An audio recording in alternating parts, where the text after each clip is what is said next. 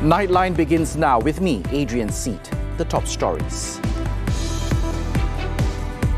Government has enough funds to implement proposed initiatives under 2023 budget. And businesses optimistic 2023 budget will inject huge boost to overall economy.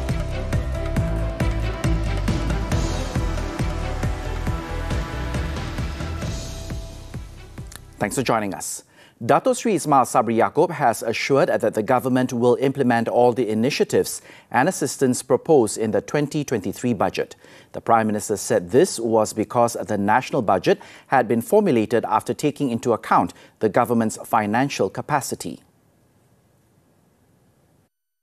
Itu adalah bajet yang keuangannya dah ada, ready untuk dilaksanakan. Bajet kita, orang-orang kata semuanya yang diumumkan itu adalah budgeted for. Kalau sebelum tahun depan pilihan raya, kita kena pastikan Barisan Nasional menang supaya setiap yang diumumkan dalam bajet akan kita laksanakan. Dato Sri Ismail Sabri said this when speaking at the Negeri Sembilan Jelajah Aspirasi Keluarga Malaysia Village Fest at Felda Palung near Jempol on Saturday. He also reminded the people not to be easily taken in by the promises contained in the opposition's manifesto for the coming polls. On Friday, Finance Minister Dato Sri Tengku Zafrul Abdul Aziz tabled the 2023 budget, which is the country's largest ever, with allocations totaling 372.3 billion ringgit. It was the second budget tabled by the government led by Dato Sri Ismail Sabri, and also the second since the 12 Malaysia Plan 12 MP was launched on September 27th last year.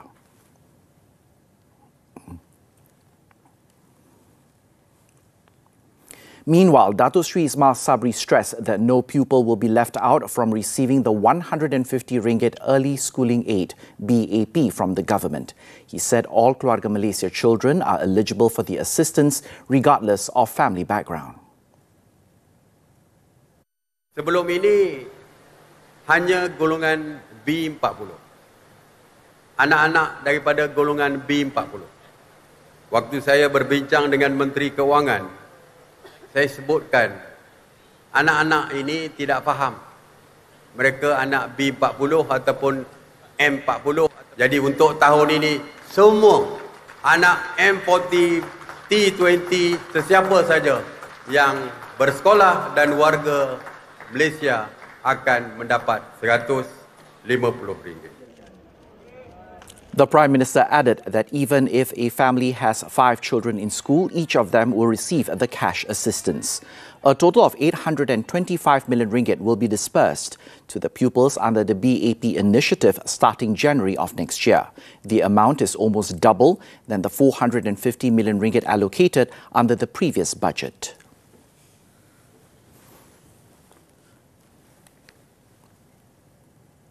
Businesses are optimistic that the 2023 budget will inject a huge boost to the overall economy on the back of the largest ever budget allocation of 372.3 billion ringgit.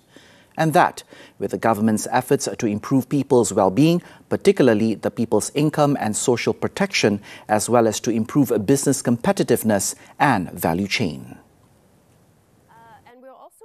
On TV3's business flagship program, Money Matters on Saturday, the Malaysian International Chamber of Commerce and Industry, MICCI, said the budget tabled on Friday reinforces the momentum of economic recovery. We felt that the recognition of the economic activities is leading the budget. Therefore, there were a lot of, other than the goodies of this for the civil servants and the social safety nets, tax cuts, we see that there is a lot of push towards the industry to promote the activity. A lot of the domestic, more domestic type incentives, such as the financing, the equity crowdfunding, tourism incentives for the E&E sectors, EV, especially agro, and some e-commerce technology. And it's good that they wrap around it with the ESG, SDG policies to encourage the industry to grow. And there's also another point that there was this push towards jobs, creation of jobs.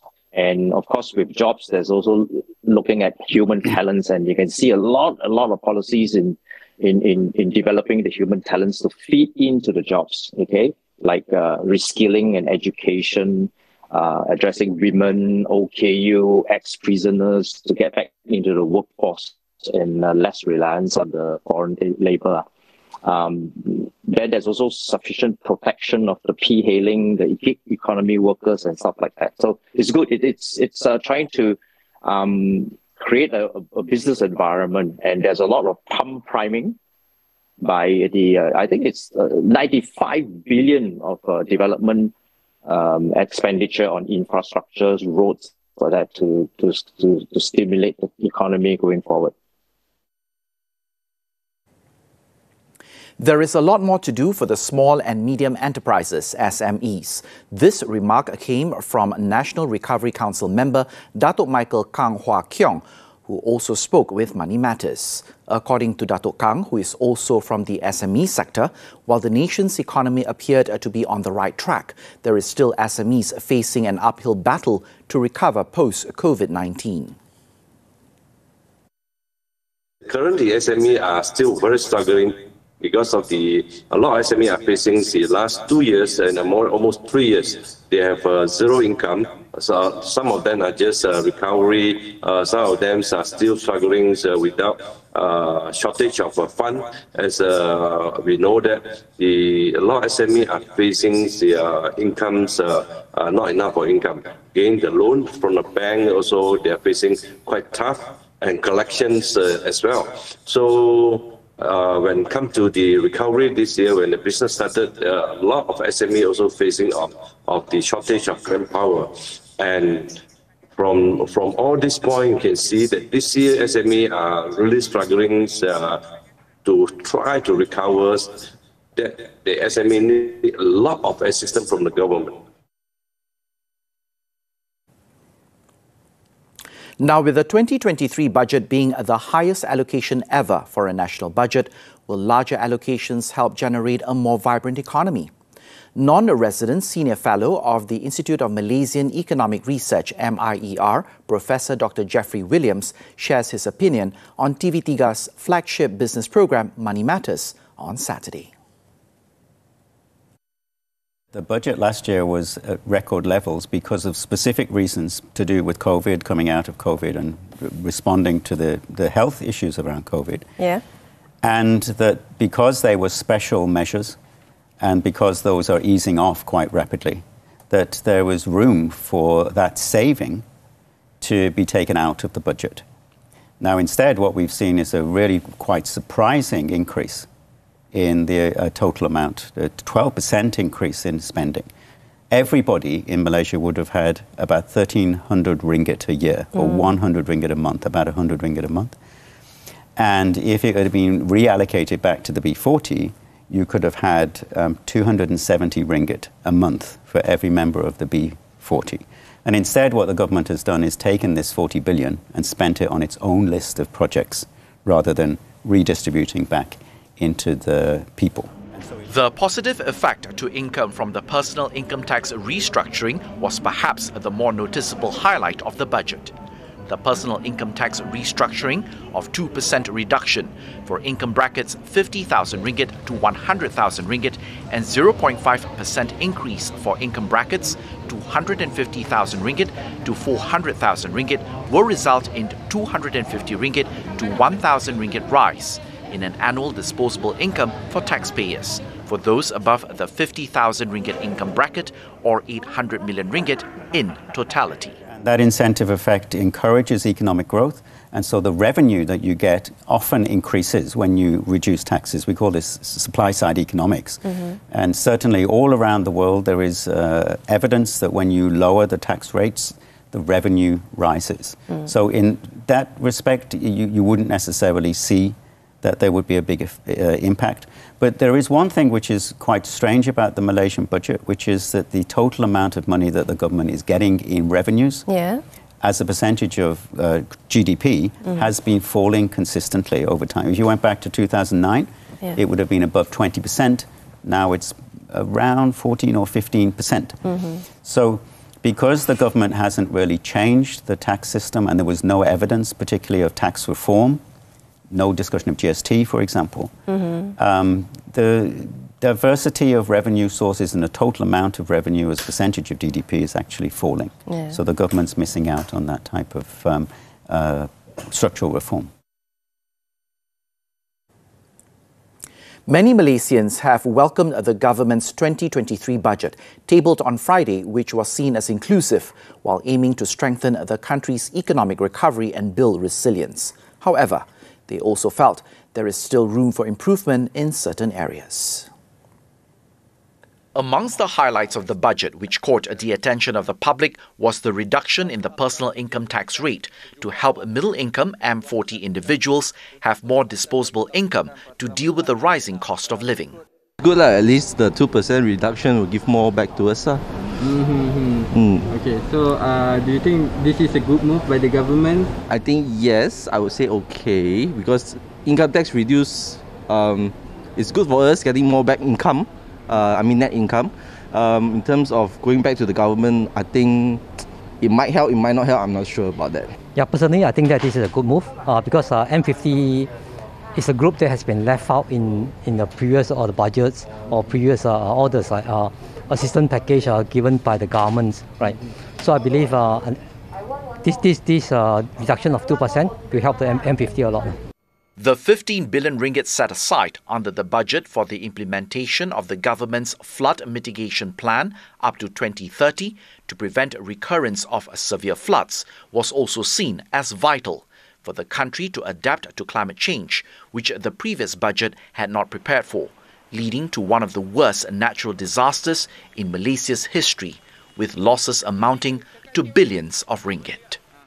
I think it's a very good move by the government. We have seen disastrous results resulting from unmitigated planning. But at the same time, we must also think about the other areas, not just the residential areas, but also the areas which affects the livelihood of the people. For instance, the kampung areas, the villages, they rely on the environment to survive. So I think the government should do more on that. It's a good move. It's a good move. Quite impressed with dengan 15 billion lah. So far, I think it's quite impressed. But nak disperse tu another issue lah kan. Kita tak tahu sampai kat rakyat ke tak kan. For me, about the budget, they just discuss about the 15 billion, right? 15 billion flood mitigation initiative. Just for flood. But how about the others? The National Sports Vision VSN 2030 will provide a new direction and plan for the development of national sports that is comprehensive, integrated and collectively mapped for a period of 10 years. Prime Minister Datuk Sri Ismail Sabri Yaakob said it would breathe new life into the national sports arena with a concept of from community to community, involving the entire keluarga Malaysia to draw up the country's sports strategies.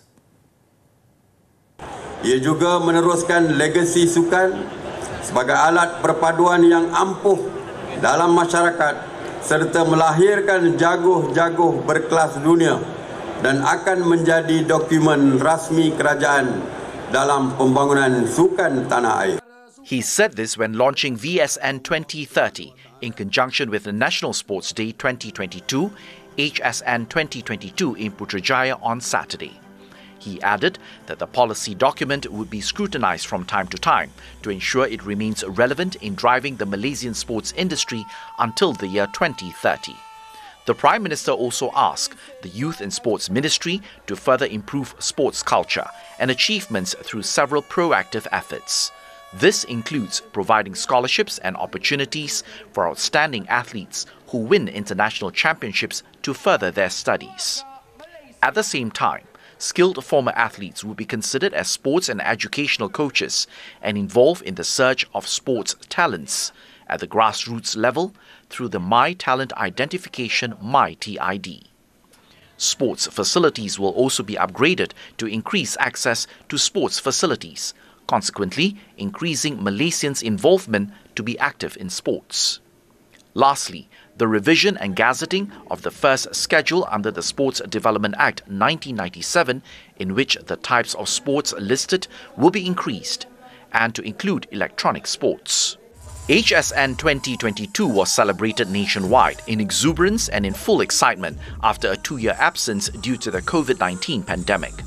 It aimed to attract participation of 4.5 million people in various sports activities that had been lined up.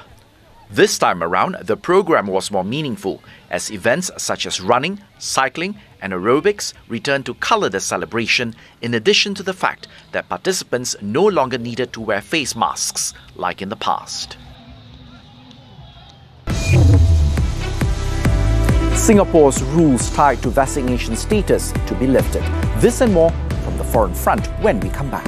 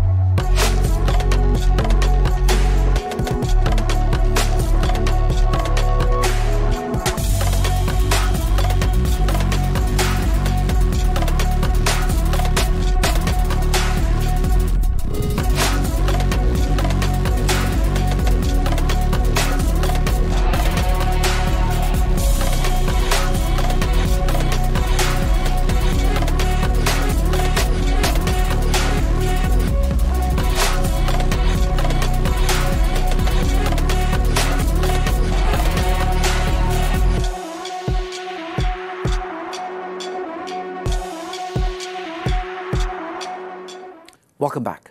Singapore will step up its vaccination program as it further eases its COVID-related curbs, lifting restrictions on non-vaccinated individuals in restaurants and other venues. According to the country's health ministry, the government will fully lift its vaccine-differentiated safe management measures effective October 10th, and that means the restrictions will no longer be applied in eateries, nightlife establishments and at large events with more than 500 attendees. The Republic will also ramp up its vaccination program and start inoculating children aged 6 months to 4 years, with those aged 5 to 11 being given booster shots. It is also rolling out bivalent vaccines as boosters for those aged 50 and older, or for persons yet to achieve maximum vaccination protection. The loosening of curbs come even as COVID cases rise, with the average daily infections in the community over a 7-day period rising to 4,400 as of October the 6th, from about 2,600 a week earlier.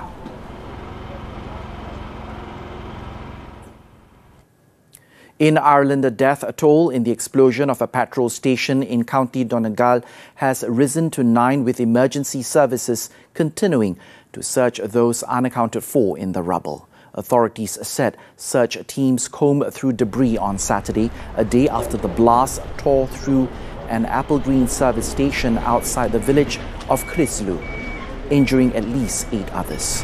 The explosion at about 3:15 p.m. local time gutted the petrol station and devastated adjacent apartments, some of which collapsed, blanketing the forecourt in rubble and glass.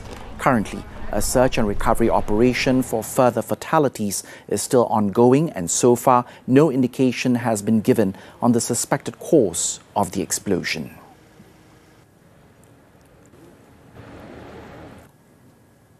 Russian investigators on Saturday said 3 people were killed after a truck exploded on its bridge linking Moscow-annexed Crimea to the mainland, adding that the owner of the vehicle has been identified. Initial investigations revealed that a resident of Russia's southern Krasnodar region was the owner of the truck, and authorities are studying its route movement documentation.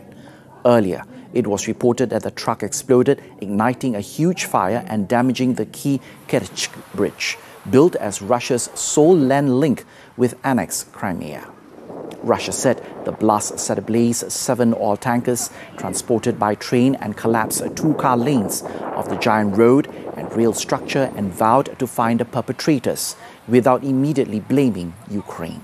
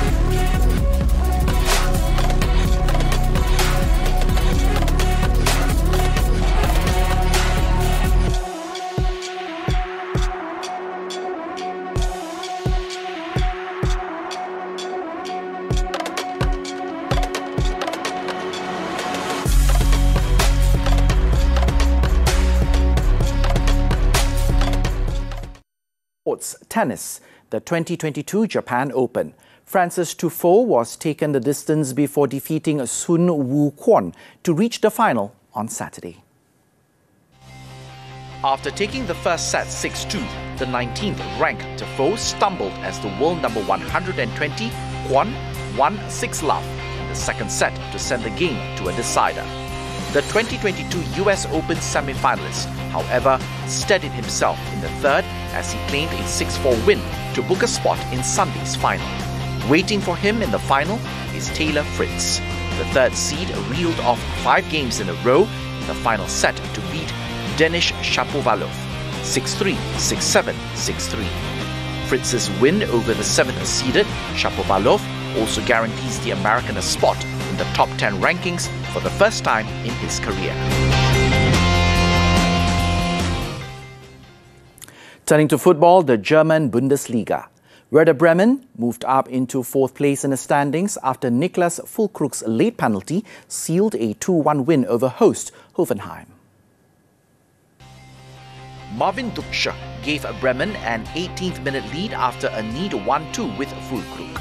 The advantage lasted for only 14 minutes after Munas de Boer pulled Hoffenheim level following a quick counter-attack. With a draw looming, Stanley Nsoki made a clumsy foul on Werder's Mitchell Weiser, and after referee Benjamin Cortes reversed his original decision Following a VAR review, Fulkrug converted the 87th minute spot kick to seal the River Islanders' third win in 5 Bundesliga games. The win put Bremen in fourth with 15 points, 2 points behind leaders Union Berlin.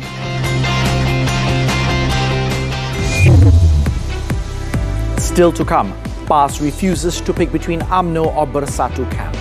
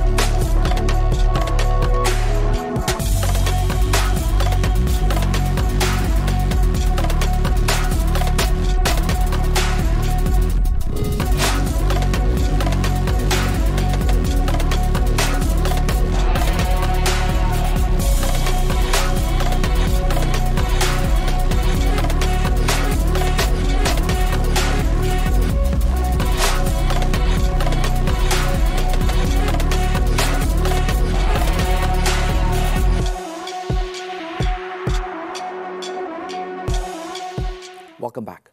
The Human Resources Ministry has warned against any third-party intervention to resolve problems in connection with applications for foreign workers, which employers in Malaysia are currently facing. The ministry, in a statement on Saturday, said this as any third-party intervention will only complicate the application process. The statement said that this will also expose it to abuse, such as corruption or leakage of relevant information that could delay the application process. The ministry added that it was aware and understood the problems on the ground and was capable of managing the issues faced by employers, as well as implementing the best initiatives to solve the problems. Employers are also advised to liaise with the ministry for any problems encountered in applying for foreign workers. According to the ministry, it was always open to any input provided by any party in improving and simplifying the foreign worker application process. Employers can also contact Migrant Worker Management Division or the Peninsular Malaysia Labour Department to obtain more information with regards to the application process. PAS has refused to declare whether it will pick UMNO or Bersatu to face the 15th general election GE15. Its president, Tan Sri Abdul Hadi Awang, said the Islamic Party was of the view that there must be flexibility in the negotiations involving UMNO and Bersatu in facing the polls. In a statement on Saturday, Tan Sri Hadi said that this included the conditions that has been set and negotiations over seat distributions which are being worked on. The Marang Member of Parliament added that PAS will continue with the Ummah unification efforts, a commitment it has made with UMNO and Bersatu in facing GE15. The statement comes after PAS leaders sat down to trash out which Malay-based party it would partner in the upcoming general elections at the party headquarters in Jalan Raja Laut earlier on Saturday. At the same time, Tan Sri Hadi said that PAS, which leads the state government in Kelantan, Terengganu and Kedah, will not raise the issue of the dissolution of the State Legislative Assembly in the near future to focus on preparations for the monsoon season and efforts to drive economic recovery after COVID-19.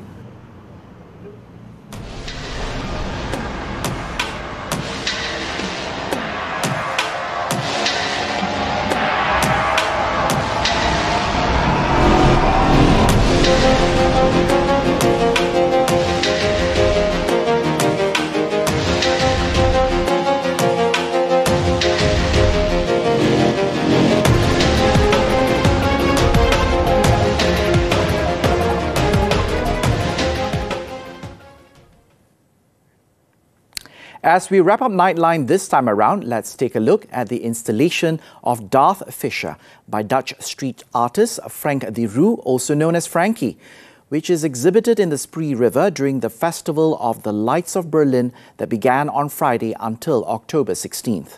Now, during the festival, emblematic buildings and places of the German capital are projected with light installations and 3D projections. With that, I'm Adrian Seet. Thank you for watching and stay safe, Malaysia.